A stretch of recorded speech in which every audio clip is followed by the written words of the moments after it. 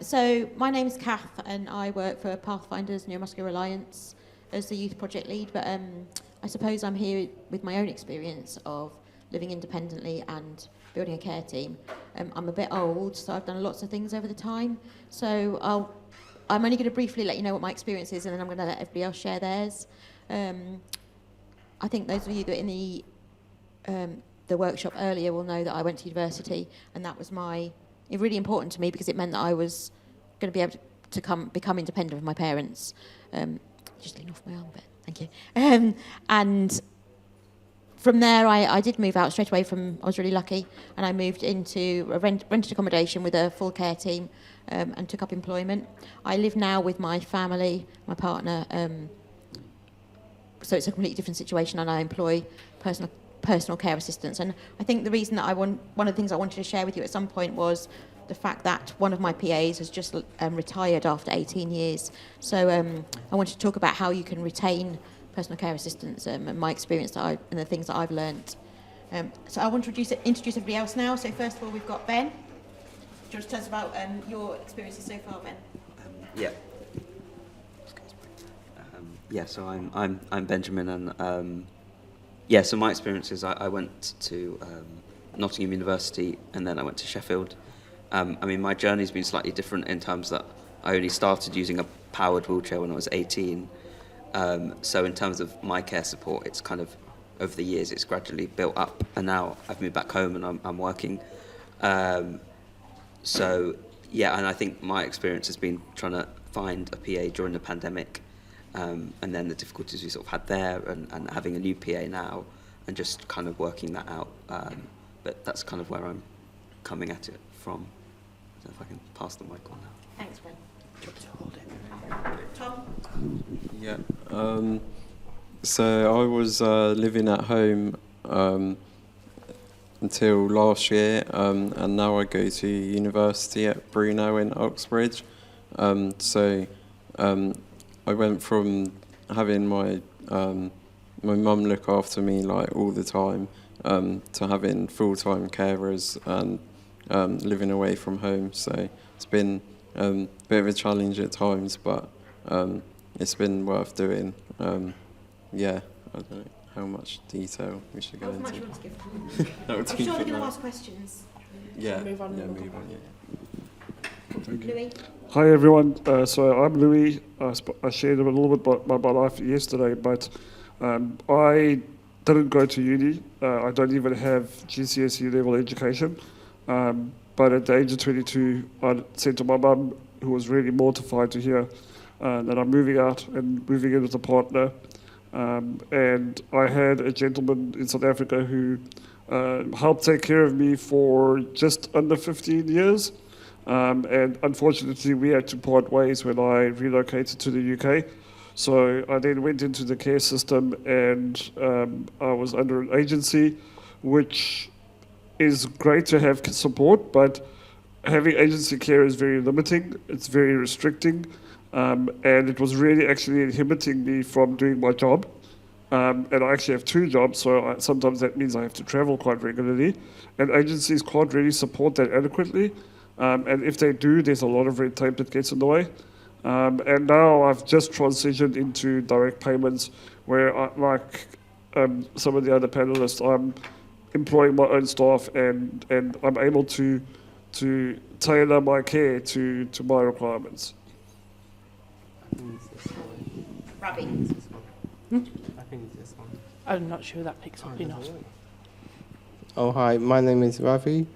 I work for Action Duchenne on the Yes I Can transition project. In terms of my care, I started having carers when I was around 13 years old. I've had care agencies for the first 10 years. From there, it's never really worked out very well with agencies. They're really quite restrictive and very hard to help you, support you when you want to go out and do things.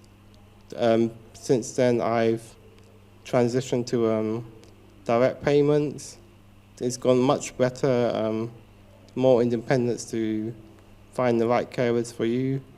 But, or sometimes it doesn't go very well, and you find people who maybe are not suitable for the job. But it's better than being with agency. The longest carer I had was about 10 years, on and off. But, you know, it's very hard for me to retain the carers due to like pay and agencies providing much more than what we can. So that's kind of been my path so far. Can I just check with Tom? Tom, do you employ through direct payments or do you use an agency? Well, I get direct payments, but I use a company called Arstrals, and they like support me in finding the carers and PAs, and they deal with a lot of like the paying and stuff of them. So I don't really have to do much other than choose like who I want that they find. And yeah, it's worked really well for me, especially at uni, because they do like week on, week off. So I have one carer for 1 week and the other for the other week, and that just like it just works really well at uni because I have like a weekly timetable. So it's really good for that. So we just wanted to ask the floor for questions, really. If you wanted to ask any of the panellists any questions, really open up the discussion.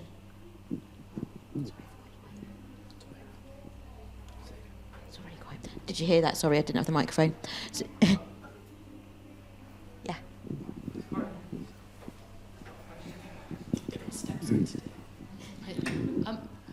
So, when you say 1 week on, 1 week off, is that like one person 24/7 for 1 week? Just kind of, it'd be great if you could kind of talk through kind of how that works. Yeah. Pretend they know nothing tomorrow.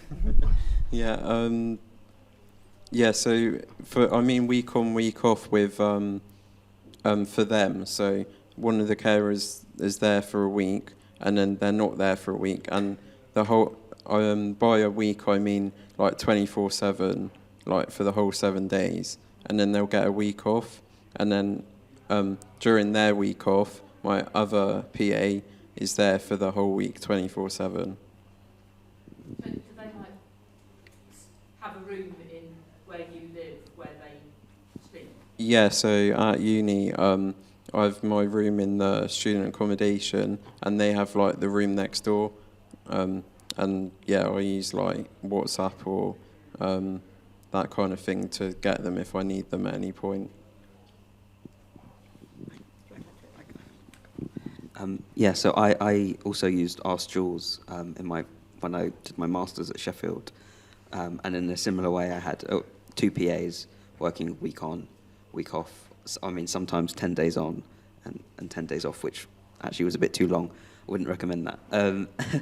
A week's enough, I think, for both people. Yeah, and in a similar way that they had their own room, I actually applied and got a housing benefit as well, which helped to basically paid for their room. You can also approach the university, and I mean they didn't in my case, but see if they will pay for that extra room, because obviously you need that. But I found that worked really well. And I mean I wouldn't have been able to, I needed that when I was at Sheffield. But yeah, Arstrals were really good and sort of took that stress off me. I mean, again, I had to fight to get Arstrals because, my local authority were resistant to pay, but when they realised that they'd used them before, I think they couldn't go back on that. But yeah, someone like Arstrals, they sort of sort it out if it's difficult. Ask Jules, so they help you find PAs, they manage the payroll and all of that. And they helped me find my 2 PAs, and it worked really well, actually. Can I ask if your PAs went home with you in the holidays, or did you stay at university? So I came home during the holidays. There was a period, I think I must have been writing up my dissertation, that we found them somewhere near where I lived, so they could still support me. But yeah, otherwise I just sort of, well, mum helped, picked up on that when I went back home. So I didn't have them when I went back home, and I had to use an agency, which I think, what Ravi said, some of the others' agency isn't always the best because they can't actually support you. They can't offer you the same flexibility that perhaps employing your own PA through payments, the independence payments, or direct payments, sorry, can. Well, I think, can you hear me? Yeah.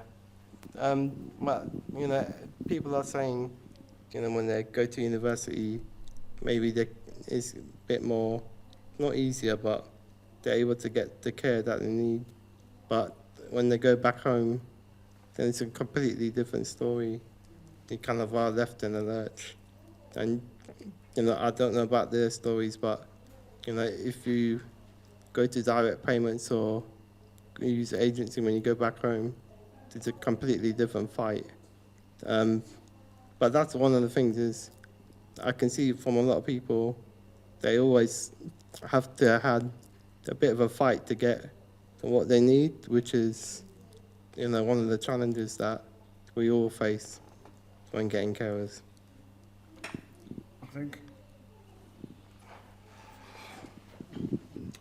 I think for me it's a little bit different. So I have care 12 hours a day, Monday to Friday, and then I have hours that I use on an as and when basis on the weekend. So if I want to go do any swimming or anything at the leisure centre, or go out for the day. But I think using the word fight is a bit of an understatement, because we really have to slog it out in the trenches to get what we deserve and to get the support that we need. I am still trying to argue for continual healthcare to contribute towards my care, because Essex no longer want to contribute any more towards what I am already getting. And that means that I have to make the decision that 1 day a week or 2 days a week, especially on the weekends, that my partner then has to pick up the slack. And my partner works a full-time job as well. So she is supposed to be resting on the weekend, but she's having to do that voluntary care, I guess, is the only way I can describe it. Because otherwise I wouldn't have anyone to support me.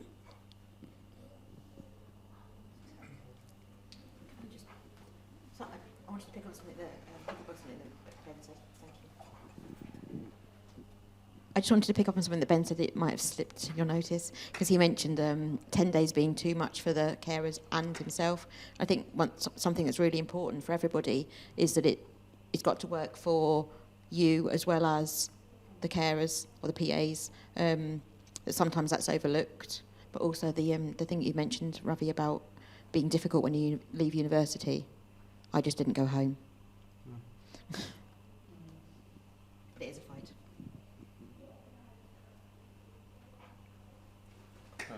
I just say that I'm really lucky that I managed to get funding for 52 weeks a year, so that's the whole year. And my carers can literally go anywhere with me. So if I go home, they're there with me. I don't know, if I wanted to go on holiday, they could come with me. I'm just really lucky, because I know some people have to obviously fight a lot to get care all the time. So I've been really lucky, so it's been good. How did you and your parents fight for that? Or? We didn't really. I'm going to be honest, I don't think, I didn't really realise how lucky I was, I don't think, at the time, because our schools were just we're going to ask the council, can they fund, 52 weeks, and they did straight away, so it was quite a surprise. Where do you live? I live in Hampshire, so it was Hampshire County Council. Tom, do you think that our schools might play a part in that, I know that it was a little while ago, Ben, that you were at university, wasn't it? That they might have learned, and so that they do a little bit of the fighting for you? Yeah, I think so. They were just really helpful. They were just we're going to try and get you 52 weeks straight away. So, yeah, it was really good. I think that also it is really like the postcode lottery. So, like, if I look at other aspects of my support that I get from Essex, there are things that I got a lot quicker than people got in other areas in the UK. And I find that there isn't a set standard for people to follow. So each council has their own unique framework that they follow. And it's their policy that dictates what, how, when, and why. And that's why you always have to fight to get what you want. Any other questions? I'd quite like to know about the process of you choosing a PA as a physiotherapist. Do you get them to do your exercises and things like that? Because when the students leave where I work, I sort of advocate that they find someone that can do some therapy with them.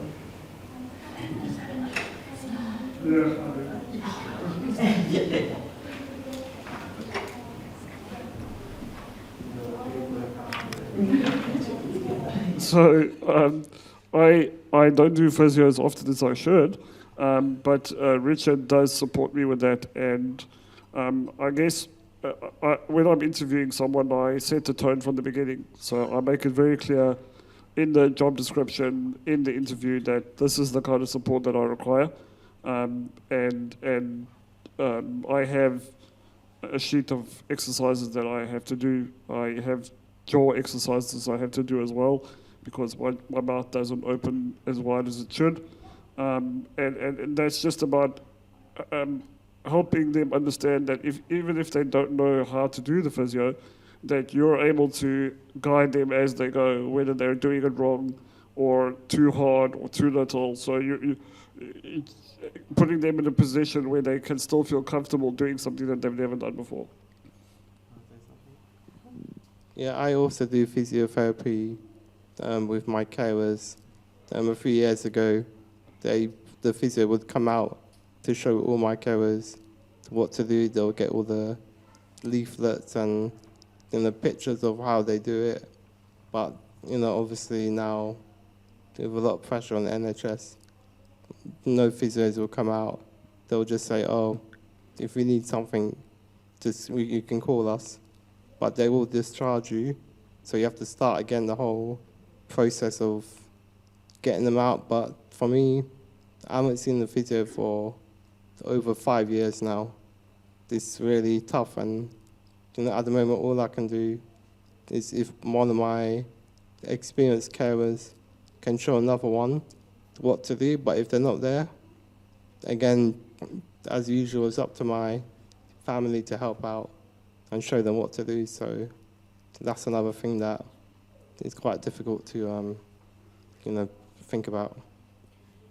I think it's really important that what you said, Louis and Barry, that one of the things that's really important when you employ a PA is that you make it clear that you are the employer. Even if you've got an agency that's helping, that they know that they take instruction from you. Because when you talk about physiotherapy, it's not just stretches, is it? It's using the cough machine or putting on BiPAP or chest physio and those sort of things. You don't want to wait to have a physio show them how to use it. You need to give them instruction, and actually, we are experts. So letting them know that you will be giving them the instructions is really important. I think just to add to that.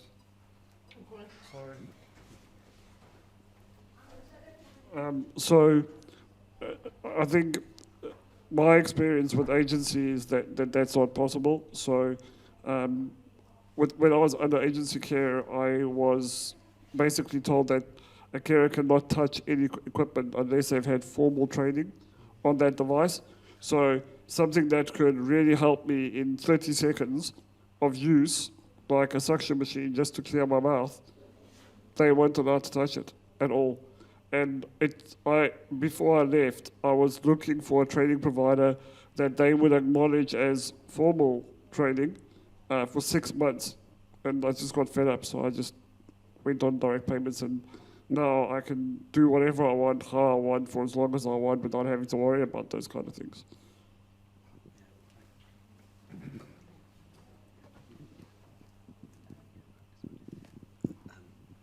Yeah, so I think that's the benefit of employing your own PA through direct payments is you train them as you want them to do, and as long as you provided that in sort of your job advert and I suppose even your contract and other things, and you can then train them without that restriction that agency can have. So I mean, you can train your PA to do whatever will sort of meet your needs. So yes, when it comes to physio, you can do that, and I've done that with my PA, and fortunately enough, Mum showed my PA how to do the stretches, but I would be more than happy to give instructions and make it clear, and I think so long as you make that clear to your PA and you train them up, then it can work.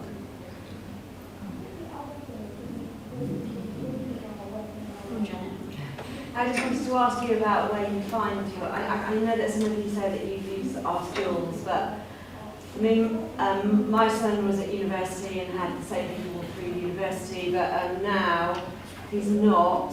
There seems to be, because of Brexit as well, there seems to be a lack of less people in the care industry, from what I can see anyway. It seems to be very difficult to find people, and even though he's got this money, often we're kind of juggling. It's ridiculous because it's there, but we're having to do things sometimes. And if we go to an agency with direct payments, they'll say, oh no, that's £26 an hour. So you either go total agency, don't you, or you have you do it yourself. So I just wondered if there was a place that, apart from Indeed, which is what we've done with Gumtree, but are there anywhere that you would recommend advertising on? So the place I found my PA who currently works for me was care.com. Another place is UKCIL, so UKCIL. And I have used Indeed. Gumtree. Trying to think of the others. I'm sure other people can sort of pick up on that.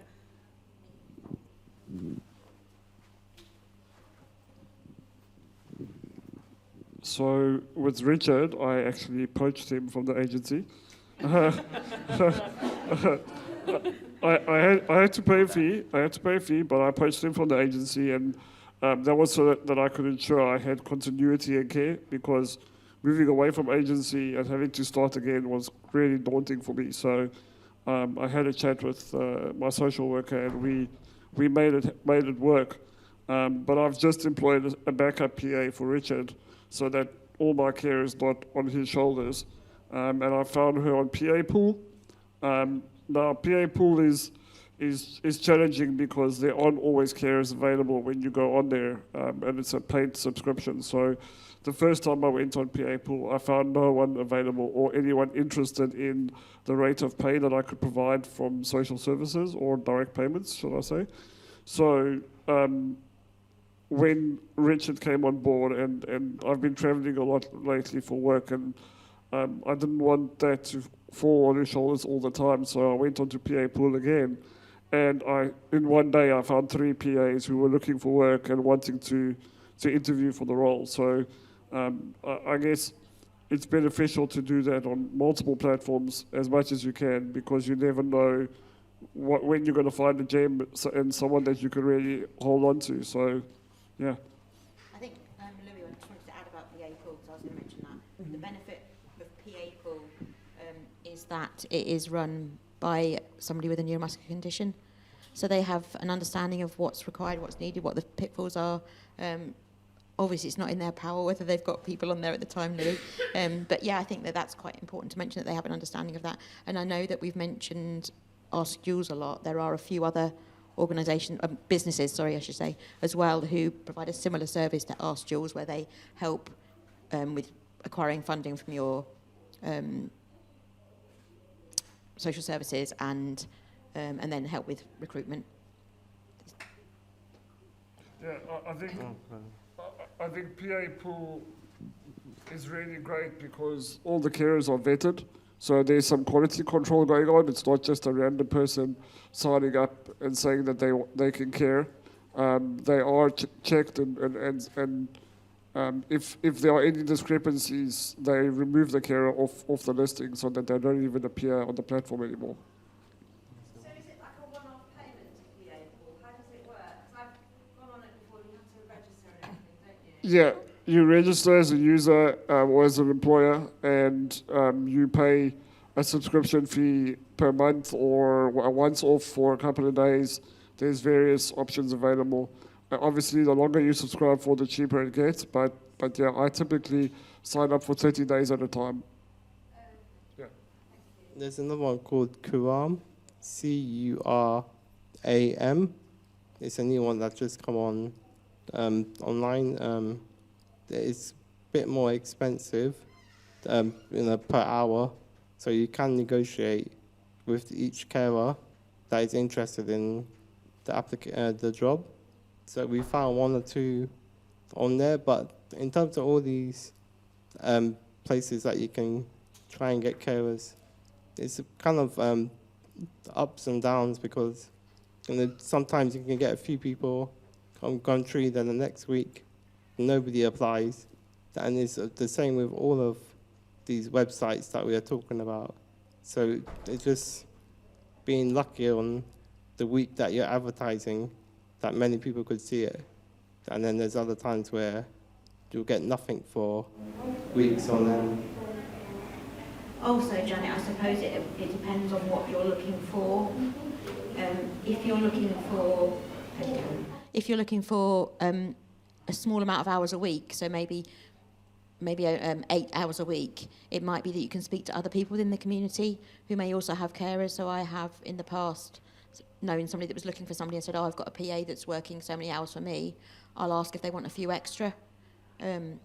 Obviously don't do that if you're looking for large amounts, because that means you're poaching from the community. It's okay to poach from agencies, but not the community. You can't have Richard then. I just have a question about, like, rates of pay, because, and in your experience, what does that make a difference? What is the going rate, and does that make a difference to retaining PAs? The going rate depends on where you live. So I can offer $11.05 per hour, but it used to be $10.75. But for whatever reason, they changed it and it increased, and that can be restrictive. So it does depend on where you live. So I don't know what the rate is in Sheffield, but that's what I can offer. But that can be restrictive as to who applies, because often agency don't necessarily pay the carers more, but their rates are significantly higher. Yeah.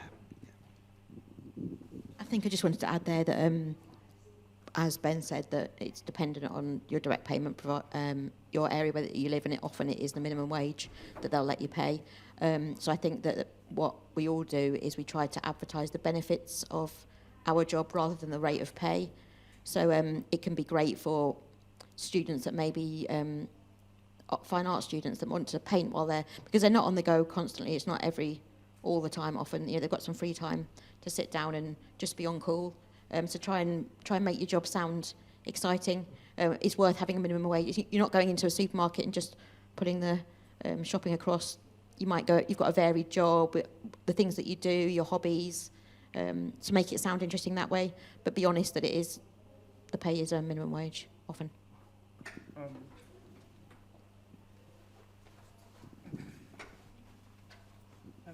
Yeah, thank you.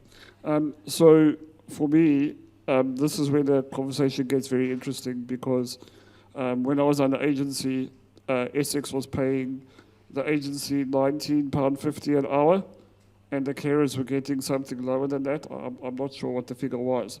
But when I changed to direct payments, Essex then said that they will only provide £15.50 an hour, so £4 less than what they were originally paying.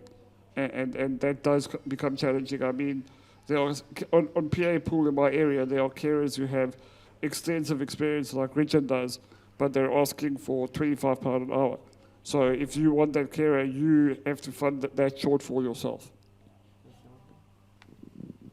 Yeah, I think it's been mentioned before, but yeah, it is quite strange how the agency can ask for 26, 27 pound an hour, and with direct payments, they give you like what, £11.5, a little bit more than that. So obviously it's a cost-cutting measure to save the money for the council, but yeah, it is really strange how they are fine to give agency so much money, but if it's direct payment, they're happy to get it. Oh, okay, just have £11, that's it. It is very strange, but yeah, it is a difficult thing to try and get over. At the moment, obviously, there's like a lot of problems with cost of living and so forth, so a lot of carers are just saying no to the money that we can provide. So, you know, it's easier for them to go for agency where they can have £1 or £2 more, but then they can get qualifications, they can get all sorts of benefits that we can never provide because we're restricted to what the council or the CCG says that we can do. Can I interrupt there?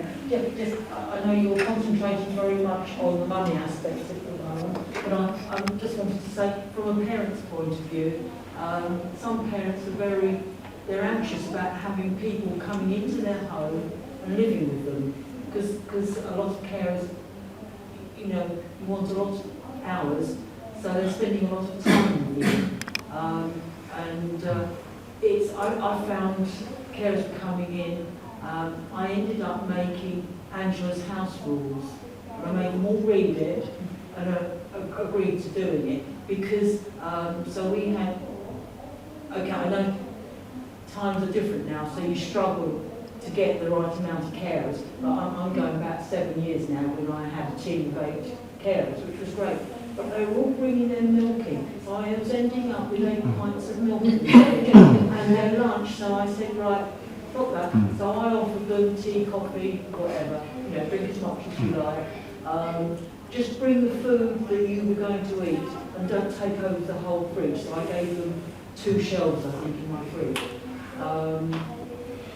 I also said if they were going to use my knife and forks, crockery, they actually use them, and then when they were used, after they use them, wash them up, dry them, and put them away where they got them from. Just to, you know, some sort of sanity to the house, really.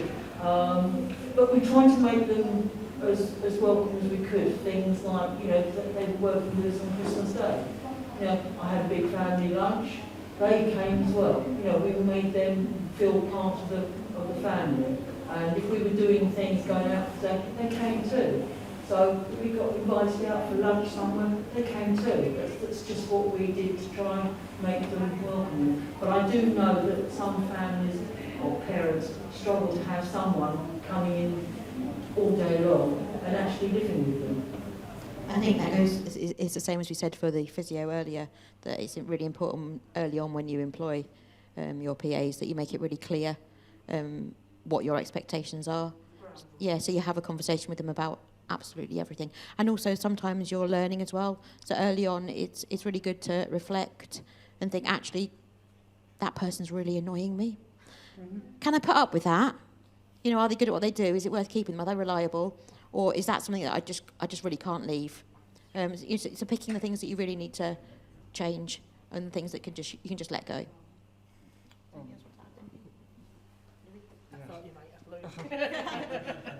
Not that I know you well or anything.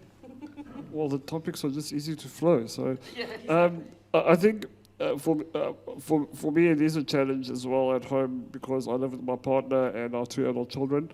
And having to invite someone into that space, I need to make sure that they can feel comfortable in that environment and that also my family feels comfortable with that person. And that's why I do an interview on camera first to make sure that I think that person's a match for me. And then I bring them to the home and do an interview there so that they can see the environment. My partner is still pushing back on me having care 7 days a week because she says she feels like she needs to have the ability to kick her shoes off and lounge on the sofa if she wants to. And our house is really small. We live in a 2.5 bedroom bungalow, so having 4 adults plus a dog and then carers as well, it's challenging. It's about making sure that you balance it to suit your lifestyle and that the carers know what that is. That's what you say, you know, you have a dog. So I had to say to my care, well, I had to say to my son, you've got to remember to tell the carers to let the dog in the garden. Yeah. You know, they had to cope with that. And were they okay with the dog? You know, it's another, that's family life because you're inviting them into your family, aren't you? Going back to you were saying about you set up like Angela's rules and so forth. Yeah, I did learn that the hard way of, you know, starting to tell carers in the beginning what they can and can't do. I had a new carer that came in on their first day. They went to the kitchen, they took the bread, took everything, made a sandwich, started making the tea, all that stuff they were using. And we're like, why are you doing this? He said, oh, this is what I did with my other employer. So it's like, then we knew, okay, from the beginning, we have to set all the rules and policies, even if it's common sense. We've said, we're not saying, we just have to make like a very layman's terms rules, even though we feel like people should know this. But it's better just to write it down, even though it may sound very silly, but you have to do this. I think I just want to agree with Louis in that even though I'm the employer and I need to get on with the PA, that there's a certain element of other people that live in the house. Carolyn has had one argument before. When she couldn't cope with the PA at that point. So I think if you, that it's an important factor, but I think you can and you get that quite early on, like having your rules in place. But also I agree as well, Andrew, that it's really important to make them the PAs you employ feel at home. If you have them in your house and with your family, I think it's slightly different when you're single when I was a student. It was only about me. Yeah. But when with my family, I need to make sure that they feel comfortable there as well. So my PAs, particularly the one that retired after 18 years, she was like an nana to my kids, and she felt part of the family, which is not quite the same as being a student at uni. But it's the same job, but she was doing exactly the same job for me.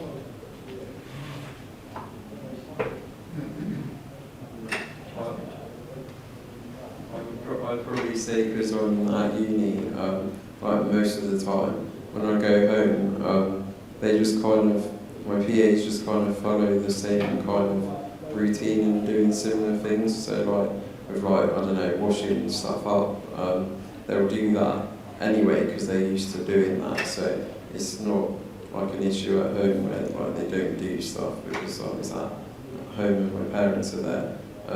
So that's what's quite good at the moment.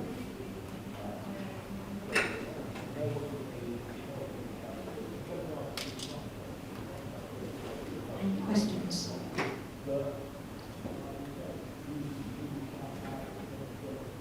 I think you're dead on time. Lunchtime. I'm sure everybody's getting hungry. So that's great. Thank you very much.